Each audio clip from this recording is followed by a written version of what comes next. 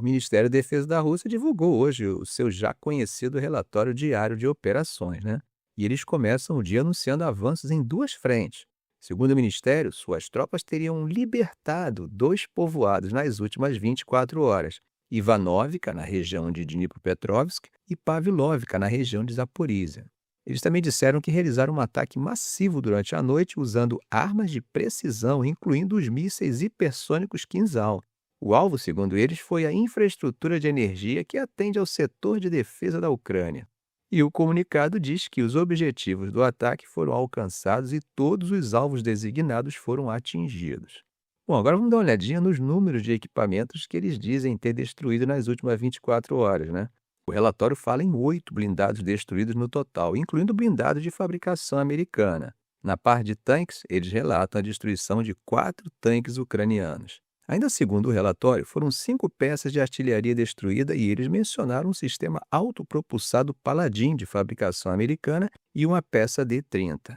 Eles também falam em um número bem alto de veículos de transporte e logística destruídos, 45 no total. Agora, na parte da guerra eletrônica, o relatório diz que 10 estações foram neutralizadas. E, por fim, eles afirmam ter destruído 7 depósitos de munição e material do exército ucraniano. Agora, eles mesmos relatam que a Ucrânia também esteve na ofensiva, tá? As defesas aéreas russas, segundo o ministério, derrubaram um caça Su-27 ucraniano, 4 mísseis de cruzeiro, 3 bombas aéreas guiadas, 4 foguetes do sistema americano HIMARS e 224 drones. Bom, meus amigos, além dos grandes ataques e contra-ataques, também há relatos de operações de menor escala, mas que acabam dizendo um pouco sobre as táticas usadas na guerra, né? E um especialista militar russo, Andrei Marutio, disse à agência de notícias TASS que as tropas russas destruíram um grupo de reconhecimento e sabotagem ucraniano perto do assentamento de Nadia, na chamada República Popular de Lugansk. Segundo Marutio, o grupo tentava cruzar a linha de combate de forma furtiva, mas o plano deu errado porque eles acabaram se aproximando demais de um posto de observação russo que estava camuflado. Ele disse que parte dos sabotadores foi eliminada, mas não especificou o número, né?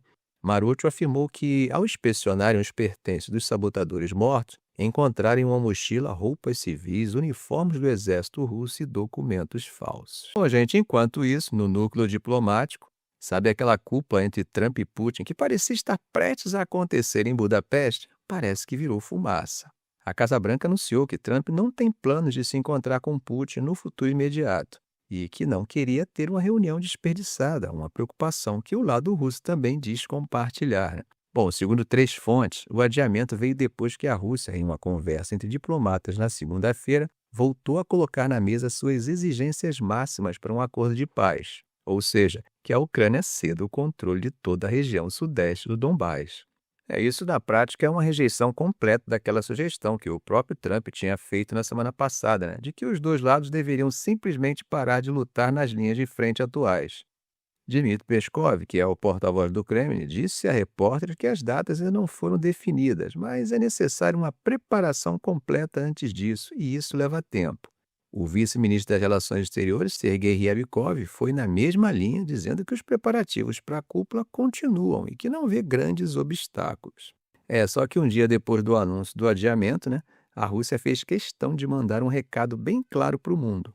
O Kremlin anunciou hoje, quarta-feira, que realizou um grande exercício de treinamento envolvendo suas forças nucleares.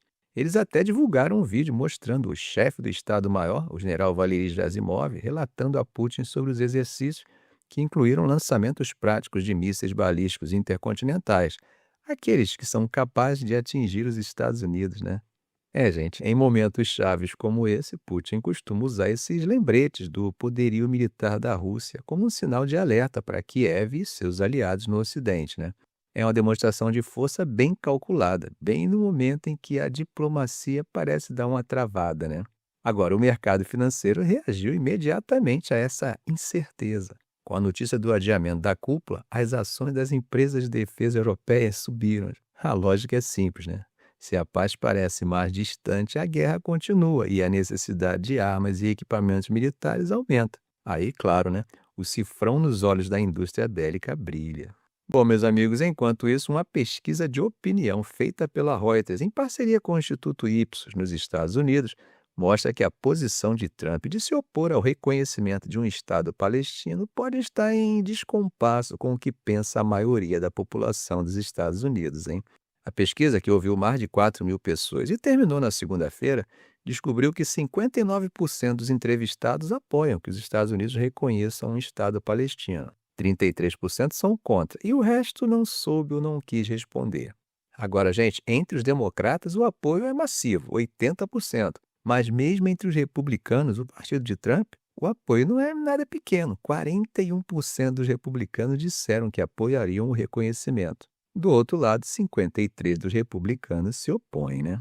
Esse dado, gente, vem num momento em que vários países, incluindo aliados importantes dos Estados Unidos, como o Reino Unido, Canadá, França e Austrália, reconheceram formalmente o Estado da Palestina nas últimas semanas. A pesquisa também perguntou sobre a resposta de Israel em Gaza. 60% dos entrevistados disseram que a resposta israelense foi excessiva, enquanto 32% discordaram. E tem um dado curioso sobre a percepção do próprio Trump. Apesar de ter apoiado Israel na guerra, ele foi o mediador do atual cessar-fogo, né? E a pesquisa mostra que o público americano parece disposto a dar crédito a ele por isso. 51% dos entrevistados concordaram que Trump merece crédito se os esforços de paz forem bem-sucedidos. E mesmo entre os democratas, que majoritariamente desaprovam o governo Trump, 1 em cada 4 disse que ele deveria receber crédito se a paz se mantiver. Bom, gente, mudando de assunto, vamos falar sobre uma frase do chanceler nigeriano Yusuf Tugar que incomodou muita gente. Falando em um evento de Abu Dhabi, ele disse que os países ricos não deveriam tratar o comércio com a África como se fosse um jogo de Minecraft, onde eles só vêm para garantir o fornecimento de recursos naturais. Veja o que ele disse, abre aspas. Às vezes é como o jogo de Minecraft. Há petróleo, há gás, há minerais críticos, terras raras. Nós pegamos um pouco disso, investimos nisso. Não, não é assim que funciona. Fecha aspas. Bom, para quem não conhece, né? Minecraft ou Minecraft é um jogo onde os jogadores exploram o mundo e basicamente mineram materiais para construir coisas. Bom, o chanceler nigeriano continuou dizendo que o engajamento deve ser baseado no respeito mútuo, em interesses compartilhados e no fato de que a África precisa se desenvolver. Se não se desenvolver, teremos que continuar lidando com a migração irregular e com todos esses outros desafios. Tuga também falou sobre os desafios internos da Nigéria, o país mais populoso da África. Ele mencionou a crise de energia. Segundo o Banco Mundial, gente, 1 em cada 10 nigerianos não tem acesso à eletricidade, tá? E também falou sobre os esforços do governo para atrair investimentos, como a estabilização da taxa de câmbio e reformas no setor de energia. Agora, ele tocou também num assunto interessante.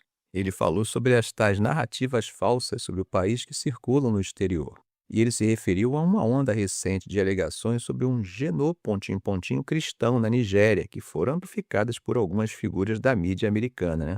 O chanceler rejeitou essas alegações, classificando elas como distorções grosseiras de uma realidade complexa, onde conflitos por terra e recursos muitas vezes se sobrepõem a divisões étnicas e religiosas.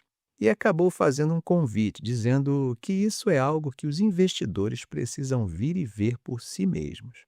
Ficamos por aqui. Se esse vídeo foi útil a você, faça um comentário, compartilhe em suas redes sociais, dê um like. E é claro, se ainda não for inscrito, inscreva-se no canal e ative o sininho para não perder os próximos vídeos. Ok, gente? Um grande abraço do professor Arão Alves.